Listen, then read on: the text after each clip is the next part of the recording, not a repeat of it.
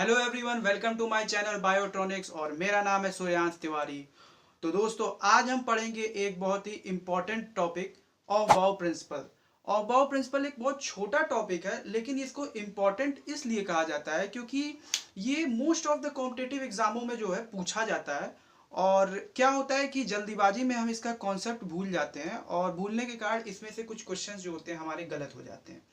तो आइए आज हम ये पढ़ लेते हैं ऑफ प्रिंसिपल क्या होता है और इसको यहीं पे याद कर लेंगे ताकि ये अब किसी भी कॉम्पिटिटिव एग्जाम में आए तो गलत ना हो। तो ऑफ बाउ प्रिंसिपल क्या कहता है? ऑफ बाउ प्रिंसिपल किसी भी ऑर्बिटल में इलेक्ट्रॉन को फिल जो करते हैं उसको बताता है कि किस तरह से किसी ऑर्बिटल में इलेक्ट्रॉन की फिलिंग की जाती है। तो according to aufbau principle, explain how electron filled orbital in an atom. तो सबसे पहले यही लिख लेते हैं, according to Aufbau principle,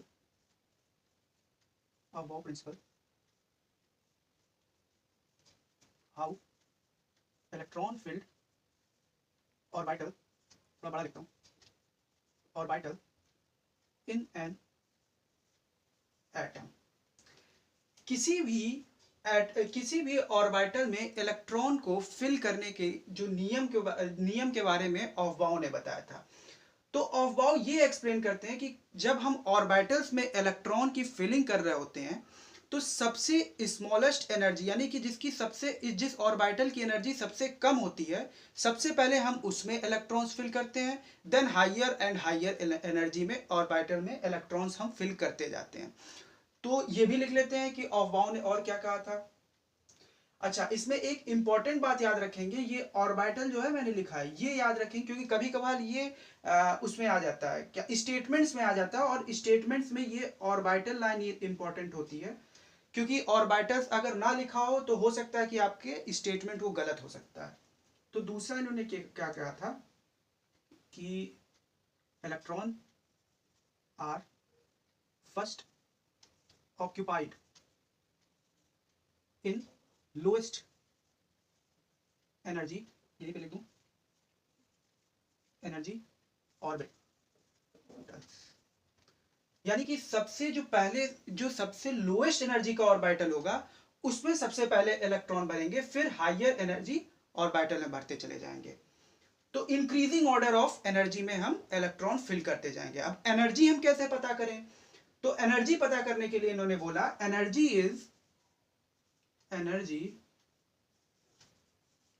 is directly proportional to n plus l। Energy directly proportional to n plus l होती है। अब आपके दिमाग में ये डाउट आ रहा होगा कि ये n और l क्या होता है। तो n को हम कहते हैं प्रिंसिपल क्वांटम नंबर और l को कहते हैं हम azimuthal quantum number. Principal quantum number हमें ऑर्बिटल की साइज के बारे में बताता है और एजीमुथाइल क्वांटम नंबर यानी कि l हमें ऑर्बिटल की शेप और उसकी ऑर्बिटल की एंगुलर मोमेंटम के बारे में बताता है। तो ये मैं आपको यहां पर लिख दे रहा हूं ताकि आपको ये भी बात याद रहे। तो n बताता है साइज ऑफ ऑर्बिटल, n को हम कहते हैं principal quantum number, principal quantum number. n को हम प्रिंसिपल क्वांटम नंबर कहते हैं जो कि साइज ऑफ ऑर्बिटल के बारे में बताता है। ऐसे ही l को हम कहते हैं एजीमुथाइल क्वांटम नंबर, एजीमुथाइल क्वांटम नंबर।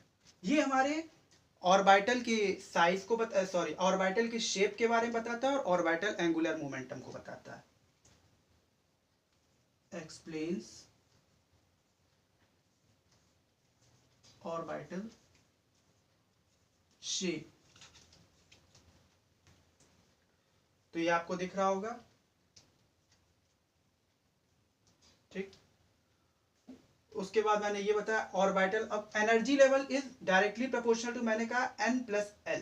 तो अब n प्लस l क्या होता है इसके बारे में हम आपको एक एग्जांपल से बताएंगे। जैसे कि एक एग्जांपल मैं यहां पर लिख रहा हूं 2s 2p। अब 2s और 2p लिखा हुआ है, तो यहां पर आपको यह समझना है कि 2s और 2p में सबसे पहले इलेक्ट्रॉन किसमें फिल करेंगे। तो ये सबसे पहले इलेक्ट्रॉन फिल करने के बारे में इस तरह से हम जानेंगे। इसकी हम पहले एक बार n+l निकालेंगे और एक बार हम इसका n+l निकालेंगे। अब जिसका n+l यानी कि energy, n+l directly proportional to energy, तो जिसका n+l ज्यादा आएगा उसकी एनर्जी भी ज्यादा होगी। तो यहाँ पे हम उसको निकाल के देखते हैं। इसका n+l 2s का n+l निकालते हैं पहले। तो ये 2s का n+l देखेंगे तो n की वैल्यू यहाँ पर ये हो जाएगी, दिस वैल्यू रिप्रेजेंट n। और आपको एक और बात बता दूं, l की value s p d and f orbitals के लिए क्या, सबसेल्स के लिए क्या क्या होगी। तो यहाँ पर पहले मैं वही लिख देता हूँ, सॉरी फॉर माई मिस्टेक। मैं यहाँ पर आपको सबसे पहले l के बारे में बताऊंगा क्या क्या है। तो s p d and f, s p d और f के लिए हम l की वैल्यू जानेंगे क्या होती है, l की वैल्यू जानेंगे। तो s के लिए l की वैल्यू जो होती है यानी एजी मिथाइल क्वांटम नंबर की वैल्यू 0 हो जाएगी। p के लिए एजी मिथाइल क्वांटम नंबर की वैल्यू 1 हो जाती है। d के लिए उसी तरह से एजी मिथाइल क्वांटम नंबर की वैल्यू 2 हो जाएगी एंड f के लिए एजी मिथाइल क्वांटम नंबर की वैल्यू 3 हो जाएगी। ये डाटा आपको याद कर लेना है। जब आपको ये याद रहेगा तो आप किसी भी जो भी सेल दिए होंगे तो आप वहां से आसानी से एनर्जी की वैल्यू निकाल सकते हैं। तो आप ये डाटा याद कर लें और इसको लिख लें। उसके बाद हम आपको एक एग्जाम्पल के साथ समझाएंगे। एग्जाम्पल यहाँ पे लिखते हैं, जैसे हम एक एग्जाम्पल है, अब वही एग्जाम्पल लिखता हूं 2s और 2p। अब यहाँ पर हमको हमें ये पता करना है कि किसकी एनर्जी ज्यादा होगी। तो हमें एनर्जी ज्यादा पता करने के लिए n+l मैंने यहाँ पे लिखा है डायरेक्टली प्रोपोर्शनल टू n+l। अब यहाँ पे आइए अप्लाई करते हैं और देखते हैं किसकी एनर्जी ज्यादा होगी। जिसकी एनर्जी ज्यादा होगी उसमें इलेक्ट्रॉन बाद में फिल होगा और जिसकी एनर्जी कम होगी उसमें इलेक्ट्रॉन पहले फिल होगा। तो आप ये देख सकते हैं ये 2s, यहाँ पर ये 2 हो जाएगा n की वैल्यू और n हो जाता है यानी कि शेल की ऑर्बिटल की साइज। जितनी ज्यादा n की वैल्यू होगी ऑर्बिटल की साइज उतनी बड़ी होगी। फॉर एग्जांपल यदि n इज इक्वल टू 2 है, n इज इक्वल टू 3 है, n इज इक्वल टू 4 है, तो 4 is greater than 3 is greater than 2, यानी कि 4 की जो होगी n is equal to 2, n is equal to 3, n is equal to 4। तो यहां पर आप देख सकते हैं जो 4 की साइज होगी वो ग्रेटर देन 3 होगी। 4 is greater than 3 is greater than 2, यानी कि 4 की साइज 3 से बड़ी, 3 की साइज 2 से बड़ी।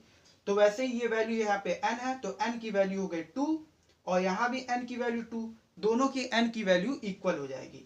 तो n इज इक्वल टू हम यहाँ पर लिखेंगे n इज इक्वल टू 2 और s के लिए l की वैल्यू हम यहाँ से देखेंगे। s के लिए l की वैल्यू हम यहाँ से देखेंगे 0। s के लिए यहाँ पे क्या है 0, तो ये हो गई 0। अब हमें एनर्जी पता करनी है तो energy is equal to energy is directly proportional to n+l। तो हम n+l की वैल्यू देखेंगे तो 2 प्लस l की वैल्यू क्या हो जाएगी 0 0, तो यहां पर क्या आ गया 2। अब ऐसे ही हम यहां पे देखेंगे तो n की वैल्यू 2 प्लस, अब p के लिए क्या हो जाएगी ये जी मिथाइल क्वांटम नंबर की वैल्यू हमने यहाँ पे लिखा है 1, तो ये यहाँ पे हम लिख देंगे 1। तो 2 प्लस 1 इज इक्वल टू 3। तो यहाँ पर एजी मिथाइल क्वांटम नंबर की वैल्यू आ गई, सॉरी एनर्जी टोटल इसकी आ गई 2, इसकी आ गई 3। तो यानी कि एनर्जी जो है वो 2p की ज्यादा है, 2s की कम है। यानी कि सबसे पहले इलेक्ट्रॉन हमारा 2s में जाएगा, उसके बाद हमारा इलेक्ट्रॉन 2p में जाएगा। इस तरह से हम ये डिसाइड कर सकते हैं कि सबसे पहले इलेक्ट्रॉन की फिलिंग कहाँ पे होगी और यही बताता है ऑफ-बाउ प्रिंसिपल। तो ये पूरी बात हो गई ऑफ-बाउ प्रिंसिपल के बारे में। और अगर आप इसे नोट करना चाहें तो नोट करें, हम थोड़ा इसे मिटाकर थोड़ी बात को आगे बढ़ाते हैं। ठीक है, चलिए।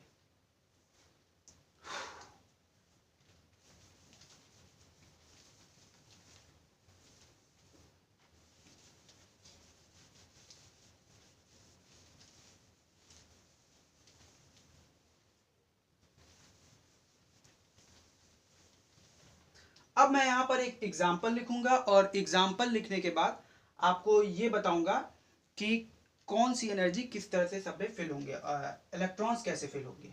जैसे मैंने यहां पर लिख दिया 1s 2s 3s 3p 3d 4s 4p 4d। ठीक, इतना मैंने लिखा। अब यहां पर मैं सबके n प्लस एल की वैल्यू लिखूंगा,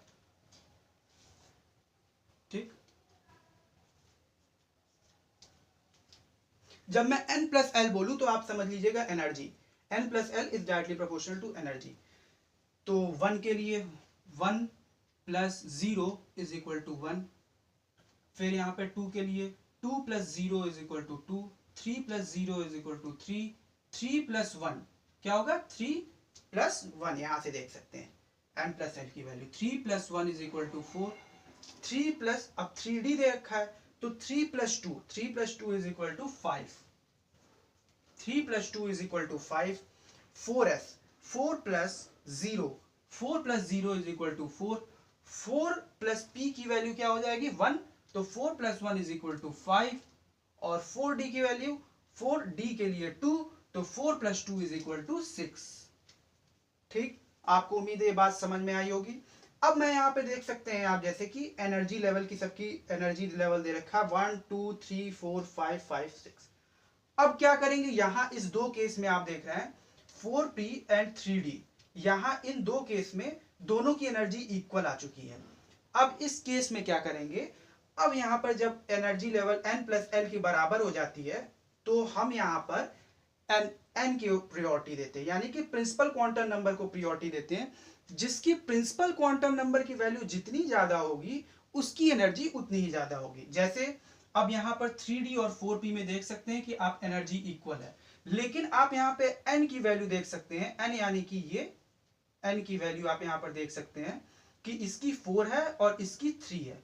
तो एनर्जी लेवल, अब एनर्जी यहां पर डिसाइड हो गई कि 4 वाले की एनर्जी ज्यादा होगी क्योंकि उसके n की वैल्यू ज्यादा है, तो 4p की एनर्जी ज्यादा होगी। यानी कि जब इलेक्ट्रॉन हम फिल कर रहे होंगे तो सबसे पहले हम 3d में इलेक्ट्रॉन फिल करेंगे, उसके बाद हम 4p पर जाएंगे।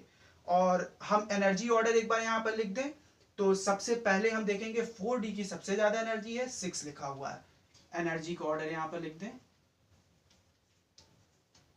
एनर्जी। अब यहां पर आप देख सकते हैं 4d सबसे ज्यादा, हम 4d की एनर्जी लिखेंगे। उसके बाद अब यहां पर आप देखिए ये भी 5, ये भी 5, लेकिन इसका जो है प्रिंसिपल क्वांटम नंबर ज्यादा है तो इसलिए 4p।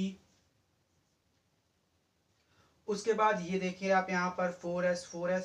अब यहां पर फिर से आप देख सकते हैं 4s एंड 3p, दोनों की एनर्जी लेवल जो हो गई सेम हो गई, n प्लस एल की वैल्यू सेम हो गई। फिर हम यहां पर n से कंपेयर करेंगे और देखेंगे किसकी एनर्जी ज्यादा है। तो आप यहां पर देख सकते हैं 4 की एनर्जी, n जो है n की वैल्यू प्रिंसिपल क्वांटम नंबर की वैल्यू ज्यादा है, इसलिए हम यहां पर 4 को पहले एनर्जी के लिए प्रायोरिटी देंगे, उसके बाद 3p को। इसका क्या मतलब हुआ कि 3p में इलेक्ट्रॉन पहले फिल होगा क्योंकि इसकी एनर्जी लेवल कम है, और 4s में इलेक्ट्रॉन बाद में फिल होगा क्योंकि इसकी एनर्जी लेवल ज्यादा है। तो अब मैं एनर्जी लेवल इसकी लिखूंगा 4s की, उसके बाद अब उसके बाद यहां पर 3d और आई एम सो सॉरी,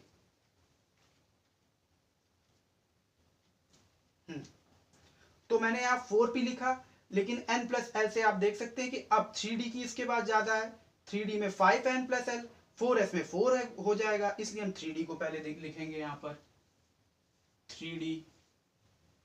उसके बाद हम लिखेंगे 4s। अब आप यहां पे देख सकते हैं 4s पहले लिखेंगे, तो हमने लिखा 4s, फिर 3p, 3p लिख दिए। अब उसके बाद 3s, 2s and 1s, 3s, 2s और उसके बाद 1s। तो इससे हमें क्या पता लगा, इससे हमें पता चला कि ये हमारे एनर्जी का ऑर्डर है। लेकिन जब हम इलेक्ट्रॉन के फिल करने की बारी आएगी तो सबसे पहले हम इलेक्ट्रॉन किधर फिल करेंगे, सबसे पहले इलेक्ट्रॉन होगा 1s में, उसके बाद 2s में, फिर 3s में, फिर 4s, फिर 3d, उल्टा ऑर्डर। यानी कि जिसकी एनर्जी सबसे कम है उसमें सबसे पहले इलेक्ट्रॉन जाएगा, और जिसकी एनर्जी सबसे ज्यादा है उसमें सबसे आखिरी में इलेक्ट्रॉन जाएगा। तो आपको ये बात समझ में आई होगी हमने क्या लिखा, कि अब ये एक बार ये कंडीशन भी हम यहां पर लिख देते हैं ताकि आपको ये बात समझ में आए। इफ, यहीं पे लिख दे स्टार बना के, कि if n plus L, if n plus L value is equal then we give priority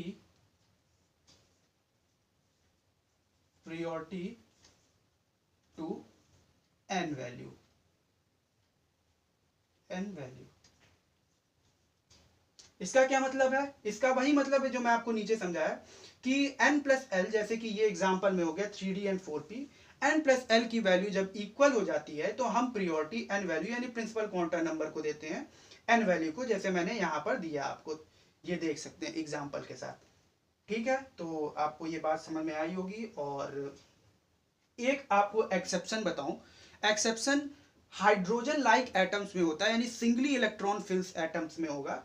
कि अगर जैसे कि आपको एग्जांपल दे रखा है हाइड्रोजन का, अब हाइड्रोजन की वैल्यू हम फिल करेंगे तो कैसे फिल करेंगे? इलेक्ट्रॉनिक कॉन्फ़िगरेशन 1s1, यानी कि सिंगली इलेक्ट्रॉन, जहां पर सिंगल इलेक्ट्रॉन फिल होते हैं वहां पर n प्लस एल का कोई मतलब नहीं रह जाता है। हम वहां पर सिर्फ और सिर्फ ओनली, ये एक्सेप्शन है, एक्सेप्शन, एक्सेप्शन है ये, कि अगर सिंगली इलेक्ट्रॉन फिल्ड कोई सिस्टम है, एटम है, तो उसमें जब हम इलेक्ट्रॉन फिल करेंगे तो हम सिर्फ और सिर्फ n की वैल्यू देखते हैं, n प्लस एल की वैल्यू नहीं देखते हैं। Only we take n value, यानी कि प्रिंसिपल क्वांटम नंबर देखते हैं। Only we see, only we see n value, हम वहां पर सिर्फ और सिर्फ n वैल्यू देखते हैं और n प्लस एल नहीं देखते हैं। सिंगली इलेक्ट्रॉन अगर कोई सिस्टम है जहां पे एक इलेक्ट्रॉन ही फिल हो रहा है। तो ये पूरी बात हो गई आज ऑफ-बाउ प्रिंसिपल की। तो आपको ये समझ में आया होगा कि मैंने आपको क्या ये समझाया। ऐसे ही आगे हुंस रूल है, पॉलीज एक्सक्लूजन प्रिंसिपल है, तो ये सब मैं एक एक इस पे वीडियो ले आऊँगा और ये सब भी मैं आपको एकदम क्लियर समझा दूंगा कि ये क्या होता है। और उम्मीद है कि आपको ईजिली बात समझ में आ गई होगी। तो चलिए ठीक है, नेक्स्ट वीडियो में मिलेंगे और तब तक के लिए बहुत बहुत धन्यवाद। नमस्कार, राधे राधे सभी को।